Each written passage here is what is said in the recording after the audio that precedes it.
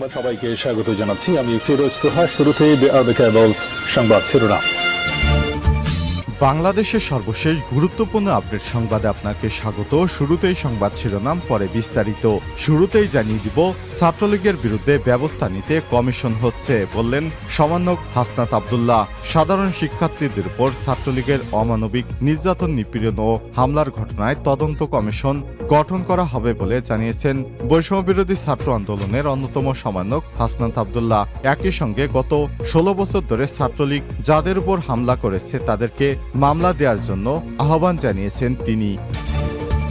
এরপর জানিয়ে দিব, গণপিটুনিতে যুবলীগ নেতা নিহত, আহত আরও ৩। নোয়াখালী সদর উপজেলায় গণপিটুনিতে আব্দুস শহীদ ৪৩ নামে এক যুবলীগ নেতার মৃত্যু হয়েছে। এবারে জানাবো, জাতিসংঘে ভাষণ, প্রশংসায় ভাসছেন ডক্টর ইউনূস। বিশ্বব্যাপী প্রশংসায় ভাসছেন বাংলাদেশের অন্তর্বর্তীকালীন সরকারের প্রধান উপদেষ্টা, নোবেল বিজয়ী অর্থনীতিবিদ অধ্যাপক ডক্টর মোহাম্মদ ইউনূস। গত শুক্রবার রাতে জাতিসংঘের সাধারণ অধিবেশনে দেয়া ভাষণের পর তাকে অভিনন্দন এবং শুভেচ্ছা জানাচ্ছে অনেকেই। এদিকে চট্টগ্রামে বিদ্যুৎ খাত, এত বিদ্যুৎ কেন্দ্র তবুও লোডশেডিংয়ে বিপর্যস্ত জনজীবন, শিল্প খাত। গত ১৪ বছর ধরে চট্টগ্রামে ক্ষমতাচ্যুত সরকারের ঘনিষ্ঠ লোকজনের মালিকানায় গড়ে উঠেছে ১৯টি বেসরকারি বিদ্যুৎ কেন্দ্র। এসবের পেছনে খরচ হয়েছে প্রায় হাজার হাজার কোটি টাকা। চট্টগ্রামের শিল্পকলা বা হয় এনার্জি পার্কের ১০০ মেগাওয়াটের উৎপাদন ক্ষমতার যে বিদ্যুৎ কেন্দ্রটি রয়েছে তা বন্ধই থাকে প্রায়। এছাড়াও উৎপাদনে নেই অনেক বেসরকারি বিদ্যুৎ কেন্দ্র, গড়ে সম্পূর্ণ বন্ধ থাকে ৭ থেকে ৮টির উৎপাদন। তাহলে এত কোটি কোটি টাকা খরচ করে এগুলো বানিয়ে লাভ কি? যদি দেশের মানুষের উন্নয়নে কোনো কাজেই না লাগে, তাহলে ডিমান্ড চার্জের নামে এভাবে বিদ্যুৎ কেন্দ্রগুলোকে জনগণের টাকা দেওয়ার দরকার কি? এ বিষয়ে গুরুত্বপূর্ণ সংবাদ জানাবো, সঙ্গেই থাকুন। এবারে জানাবো, প্রথমবার সুদ খাতে ব্যয় লক্ষ কোটি টাকা ছাড়িয়ে গেল। ২০২৩-২৪ অর্থ বছরে খরচ ১,১৪,০০০ কোটি টাকা। এই প্রথমবারের মতো সরকারের সুদের ব্যয় লক্ষ কোটি টাকা ছাড়িয়ে গেছে। গত ২৩-২৪ অর্থ বছরে সুদ খাতেই খরচ করা হয়েছে ১,১৪,০০০ কোটি টাকা। এর আগে আর কখনোই সুদ খাতে এত বিপুল পরিমাণ অর্থ খরচ হয়নি। শেখ হাসিনা যে পরিমাণ ঋণ এনেছে, এ কারণে ১,১৪,০০০ কোটি টাকা সুদ দিতেই বাংলাদেশ সরকারের খরচ হচ্ছে। এতে বেড়ে যাচ্ছে নিত্য প্রয়োজনীয় পণ্যের দাম। এবং সর্বশেষ জানিয়ে দিব, পশ্চিমাদের পারমাণবিক শক্তির সঙ্গে লড়াই করে জিততে হবে বললেন ল্যাভরভ। রাশিয়ার পররাষ্ট্রমন্ত্রী সের্গেই ল্যাভরভ বলেছেন, ইউক্রেন নিয়ে শান্তি প্রস্তাবে বিকল্প খোঁজা নির্বুদ্ধিতার শামিল। একই সঙ্গে ইউক্রেনকে বাঁচাতে হলে পশ্চিমাদের রাশিয়ার পারমাণবিক যুদ্ধকে মোকাবেলার সক্ষমতা থাকতে হবে, এমনই সতর্ক বার্তা দিয়েছে রাশিয়ার পররাষ্ট্রমন্ত্রী সের্গেই ল্যাভরভ। প্রিয় দর্শক, এতক্ষণ শুনছিলেন সংবাদ শিরোনাম, এবারে বিস্তারিত। তবে তার আগে বন্ধুরা, অনুরোধ থাকবে এই সংবাদটিতে একটি লাইক দিন। এই চ্যানেলে আপনি নতুন হয়ে থাকলে আমাদের সংবাদটি দেখতে দেখতে চ্যানেলটি সাবস্ক্রাইব করে রাখুন। কমেন্ট করে আপনার মূল্যবান মতামত জানিয়ে দিন বন্ধুরা, আপনি বিশ্বের কোন দেশ থেকে বা বাংলাদেশের কোন স্থান থেকে আমাদের সংবাদটি দেখছেন এবং শুনছেন। এবারে বিস্তারিত। ছাত্রলীগের বিরুদ্ধে ব্যবস্থা নিতে কমিশন হচ্ছে, হাসনাত আব্দুল্লাহ। সাধারণ শিক্ষার্থীদের উপর ছাত্রলীগের অমানবিক নির্যাতন, নিপীড়ন এবং হামলার গণতদন্ত কমিশন গঠন করা হবে বলে জানিয়েছেন বৈষম্য বিরোধী ছাত্র আন্দোলনের অন্যতম সমন্বয়ক হাসনাত আব্দুল্লাহ। একই সঙ্গে গত ১৬ বছর ধরে ছাত্রলীগের নৈরাজ্য, হামলা, নির্যাতন, নিপীড়নে যারা যুক্ত ছিলেন, বিশ্ববিদ্যালয় এবং হল প্রশাসক, তাদের বিরুদ্ধে মামলা দায়ের করতে হবে বলেও জানান তিনি।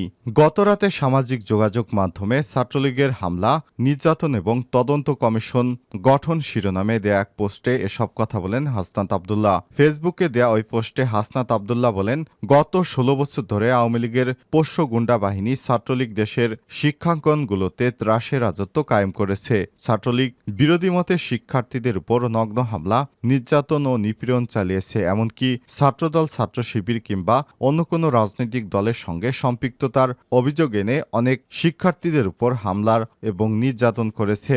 তিনি বলেন, জুলাই বিপ্লবের পুরোটা সময় দেশের শিক্ষা প্রতিষ্ঠানগুলোতে ছাত্রলীগ ধারাবাহিকভাবে হামলা চালিয়ে এবং আন্দোলনকারীদের বিভিন্ন বাধা দিয়েছে। হাসনাত আব্দুল্লাহ বলেন, ১৬ জুলাই ঢাকা বিশ্ববিদ্যালয় ক্যাম্পাসকে রক্তাক্ত করেছে ছাত্রলীগ। নারী শিক্ষার্থীদেরকেও ছাত্রলীগের নৃশংস থেকে রেহাই পায়নি। ঢাকা মেডিকেলকে মনে করা হচ্ছিল কোনো যুদ্ধে আহত ক্যাম্প। এই নরপশুরা সেদিন ঢাকা বিশ্ববিদ্যালয়ের ভেতরে চিকিৎসাধীন অবস্থায় হামলা নির্মম নজির স্থাপন করেছিল। এ সময় তিনি আরো বলেন, জুলাই বিপ্লবে ক্যাম্পাসগুলোতে হামলাকারী ছাত্রলীগের নেতাকর্মীদের বিরুদ্ধে মামলা দায়ের করার জন্য বিশ্ববিদ্যালয় প্রশাসন, হল প্রশাসন এবং শিক্ষার্থীদের নিয়ে আগামীকাল গণতদন্ত কমিটি গঠন করা হবে। জুলাই বিপ্লবের আগেও গত ১৬ বছর ধরে ছাত্রলীগে যারা নানা সময় নৈরাজ্য হামলা, নির্যাতন, নিপীড়নে যুক্ত ছিলেন, বিশ্ববিদ্যালয় হল প্রশাসককে তাদের বিরুদ্ধে মামলা দায়ের করতে হবে। গণতদন্ত কমিটি গঠন করা হলে হল প্রশাসন এবং বিশ্ববিদ্যালয় প্রশাসন উদ্যোগ নিয়ে ছাত্রলীগে হামলাকারী এবং নির্যাতনকারীদের বিরুদ্ধে মামলা দায়ের করবে। এটাই জুলাই অভ্যুত্থান পরবর্তী বিশ্ববিদ্যালয় ক্যাম্পাসগুলোতে শিক্ষার্থীদের অন্যতম প্রধান দাবি। এই দাবিতে কালক্ষেপণের সুযোগ নেই। কালক্ষেপণ করে ছাত্রলীগের সন্ত্রাসীদের পুনর্বাসন সুযোগ করে দিলে শিক্ষার্থীদের কাছে বিশ্ববিদ্যালয় প্রশাসনকে জবাবদিহি করতে হবে। গণপিটুনিতে যুবলীগ নেতা নিহত, আহত আরও ৩। নোয়াখালী উপজেলা গণপিটুনিতে আব্দুস শহীদ ৪৩ নামে এক যুবলীগ নেতার মৃত্যু হয়েছে। এ সময় গণপিটুনির শিকার হয়ে আরও ৩ জন গুরুতর আহত অবস্থায় হাসপাতালে চিকিৎসাধীন রয়েছে।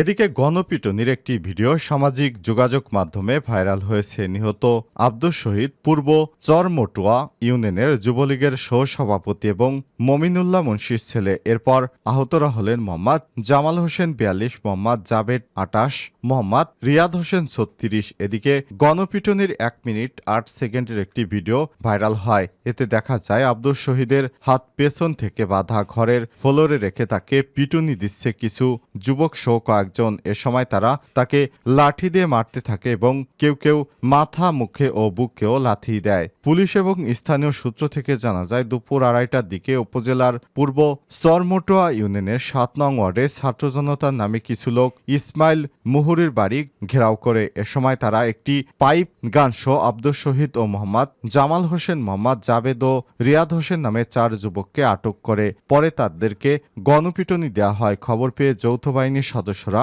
ঘটনাস্থলে গিয়ে সন্ধ্যায় তাদের উদ্ধার করে। পরে একটি পাইপ গান সহ আহত ৪ যুবককে আটক করে সুধারাম মডেল থানায় স্থানান্তর করে। পুলিশ আহতদের ২৫০ শয্যা বিশিষ্ট নোয়াখালী জেনারেল হাসপাতালে ভর্তি করলে সেখানের চিকিৎসাধীন অবস্থায় সন্ধ্যা ৭টার দিকে আব্দুস শহীদের মৃত্যু হয়। সুধারাম থানার ভারপ্রাপ্ত কর্মকর্তা ওসি মীর জাহেদুল হক রনি জানান, স্থানীয়দের সংবাদের ভিত্তিতে যৌথ বাহিনী ঘটনাস্থলে গিয়ে আহতদের উদ্ধার করে হাসপাতালে ভর্তি করান। এর মধ্যে শহীদ সন্ধ্যায় চিকিৎসাধীন অবস্থায় মারা যায়। ঘটনাস্থল থেকে একটি পাইপ গান উদ্ধার করে যৌথ বাহিনী। এই ঘটনায় এখনো কোনো অভিযোগ পাওয়া যায়নি বলেও জানান তিনি।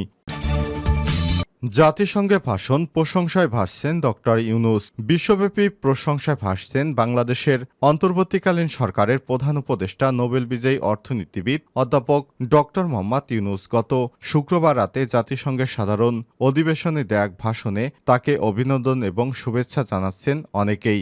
ভাষণে চলমান যুদ্ধাবস্থা থেকে বিশ্ব শান্তি প্রতিষ্ঠা, দারিদ্র্য বিমোচন, বৈশ্বিক জলবায়ু পরিবর্তন এবং বাংলাদেশ জুলাইয়ের গণ অভ্যুত্থান, পাচার হওয়া অর্থ ফিরে আনা, রোহিঙ্গা প্রত্যাবর্তন সহ চলমান আলোচিত নানা ইস্যু তুলে ধরেন তিনি। স্বপ্ন দেখান নতুন এক বাংলাদেশের, আর সেই স্বপ্ন পূরণে বিশ্ব সম্প্রদায়ের সহযোগিতাও চান তিনি। শুধু তাই নয়, জাতিসংঘ অধিবেশন কেন্দ্র করে বিশ্বের বিভিন্ন প্রভাবশালী দেশ ও সংস্থার প্রধান এবং তাদের প্রতিনিধিদের সঙ্গে ফলপ্রসূ বৈঠককে সবচেয়ে সফলতম বিষয় হিসেবে উল্লেখ করেছেন বিশ্লেষকেরা, যা এক নতুন সম্ভাবনার দ্বার উন্মোচিত করবে বলে বিশ্বাস করেন তারা।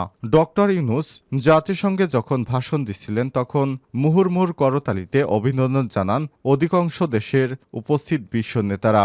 ভাষণের পর এক ব্রিফিংয়ে জাতিসংঘ মহাসচিব অ্যান্টোনিও গুতেরেসের মুখপাত্র স্টিফেন ডুজারিক এবং সাংবাদিকদের জানান, জাতিসংঘে ডক্টর ইউনূসের দেয়া ভাষণের প্রশংসা করছে। জাতিসংঘ মহাসচিব ডুজারিক আরও বলেন, কোনো দেশ থেকে যখন তাদের সবচেয়ে সম্মানিত প্রতিনিধিকে জাতিসংঘে পাঠায় তা আমাদের অবশ্যই সন্তুষ্ট করে। ইউনূসের ভাষণকে যুগান্তকারী হিসেবে উল্লেখ করেছেন প্রবাসী বাংলাদেশি সহ বিভিন্ন কমিউনিটির নেতারা। তারা বলছেন, বাংলাদেশ রাষ্ট্র সংস্কার তরুণদের অবদান তুলে ধরার পাশাপাশি বৈশ্বিক নানা সংকট সমাধানের তাগিদ দেওয়া এবং বক্তব্য সবার কাছেই গ্রহণযোগ্য হবে। চট্টগ্রাম বিদ্যুৎ খাত এত বিদ্যুৎ কেন্দ্র থাকার পরও তবু লোডশেডিংয়ে বিপর্যস্ত জনজীবন, শিল্প খাত। গত ১৪ বছরে চট্টগ্রামে ক্ষমতাচ্যুত সরকারের ঘনিষ্ঠ লোকজন এর মালিকানায় গড়ে উঠেছে ১৯টি বেসরকারি বিদ্যুৎ কেন্দ্র। এসবের পেছনে খরচ প্রায় ১,০০০ কোটি টাকা। চট্টগ্রামের শিল্পকলা বাহায় এনার্জি পার্কের ১০০ মেগাওয়াট উৎপাদনের সক্ষমতা যে বিদ্যুৎ কেন্দ্রটি রয়েছে তা বন্ধ থাকে প্রায়। এছাড়াও উৎপাদন নেই অনেক বেসরকারি বিদ্যুৎ কেন্দ্রে। গড়ে সম্পূর্ণ বন্ধ থাকে ৭ থেকে ৮টির উৎপাদন। ২০১৯ থেকে ২০২২ সাল পর্যন্ত গড়ে ওঠা ভাড়াভিত্তিক এসব কেন্দ্রের উৎপাদন ক্ষমতা ৩,৮৩৮ মেগাওয়াট। এছাড়াও আছে ১,২৩৭ মেগাওয়াট উৎপাদনের ৫টি সরকারি বিদ্যুৎ কেন্দ্র। সব মিলিয়ে চট্টগ্রামে বিদ্যুতের চাহিদা ১,০০০ থেকে ১,২০০ মেগাওয়াট। চাহিদার প্রায় ৫ গুণ বেশি উৎপাদন সক্ষমতার পরও প্রতিদিন লোডশেডিংয়ের ভোগান্তি পোহাতে হয়। ফলে বিপর্যস্ত জনজীবন আর শিল্প খাত। এ বিষয়ে international business forum of Bangladesh vice chairman Nasiruddin Chowdhury বলেন, নিরবিচ্ছিন্ন বিদ্যুৎ যদি নিশ্চিত না করা যায় তবে আমাদের উৎপাদন বিঘ্ন ঘটে। এতে আমাদের সব ধরনের খরচ বেড়ে যায়। তাই লোডশেডিং থেকে আমাদের মুক্তি দেওয়া উচিত। কোনো পরিকল্পনা ছাড়াই এভাবে বিদ্যুৎ কেন্দ্র নির্মাণ করেছিল শেখ হাসিনা। শুধুমাত্র এই খাত সংশ্লিষ্ট কাজ দেখে বিদেশে কোটি কোটি টাকা পাচারের অভিযোগ উঠেছে তার বিরুদ্ধে। কোনো পরিকল্পনা ছাড়াই ঢালাওভাবে সব কেন্দ্র করা হয়েছে বলে অভিযোগ রয়েছে। ফলে বিদ্যুৎ কেন্দ্রগুলোর সুফল পূর্ণমাত্রায় মিলছে না। এছাড়াও কেন্দ্রগুলোর বেশিরভাগের মালিকানাই ক্ষমতাচ্যুত সরকারের ঘনিষ্ঠ লোকজন। চুয়েটের তড়িৎ ইলেকট্রনিক্স কৌশল বিভাগের অধ্যাপক প্রফেসর ডক্টর আহসানুল্লাহ তিনি বলেছেন, আমাদের জন্য এটা পরিহাস ছাড়ার কিছুই নয় যে এত পাওয়ার প্ল্যান্ট তবুও লোডশেডিং হচ্ছে। এর থেকে দুঃখজনক আর কি হতে পারে। প্রয়োজনে অতিরিক্ত কেন্দ্রগুলো এখনই গলার কাটা বাংলাদেশের বিদ্যুৎ উন্নয়ন বোর্ডের পিডিবির জন্য। তাই এসব চুক্তি পুনরায় যাচাই বাছাই করা হচ্ছে বলে জানায় প্রতিষ্ঠানটির চেয়ারম্যান প্রকৌশলী রেজাউল করিম। সরকারি কেন্দ্রের চেয়ে অনেক বেশি খরচ সাপেক্ষ এসব বিদ্যুৎ কেন্দ্রের কোনোটিরও মেয়াদ আছে ২০৪২ সাল পর্যন্ত। এগুলো পুনরায় নবায়ন করতে হবে, তা না হলে কোটি কোটি টাকার ভর্তুকি সত্ত্বেও লোডশেডিং আমাদের দেশ থেকে যাবে না।